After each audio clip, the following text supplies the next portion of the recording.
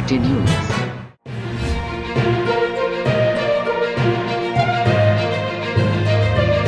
Pakistan customs enforcement collectorate Karachi को खुफिया इत्तला मिली कि स्मगलर्स सब्जी की आड़ में बलूचिस्तान से कराची गैर मुल्की शराब स्मगल करने की कोशिश करेंगे।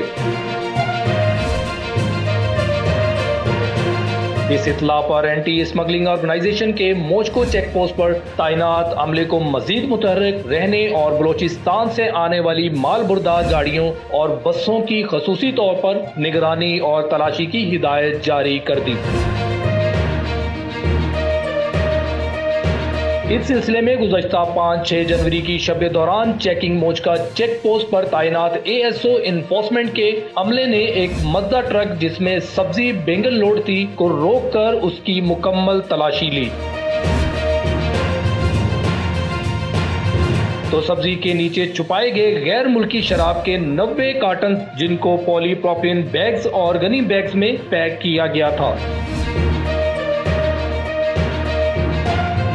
बरामद हुए कॉटन्स की तफसीलात जांच पड़ताल की गई तो 2 करोड़ 70 लाख रुपए मालियत की मुख्तलिफ ब्रांड्स की 1080 बोतल शराब बरामद हुई। ट्रक में सवार 2 मुल्जिमान को गिरफ्तार करके मुजाजे अदालत से रिमांड हासिल किया गया।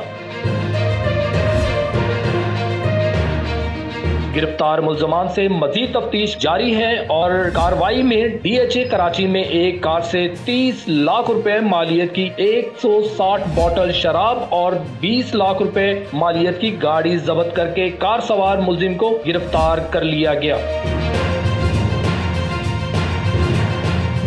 दोनों शराब के केसेस की कुल मालियत 3 करोड़ 20 लाख रुपए है।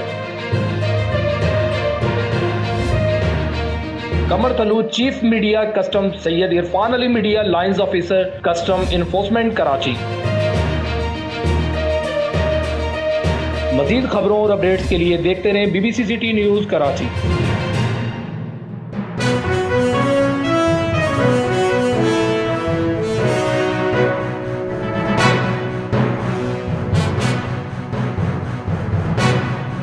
आप देख रहे हैं BBC सिटी न्यूज़।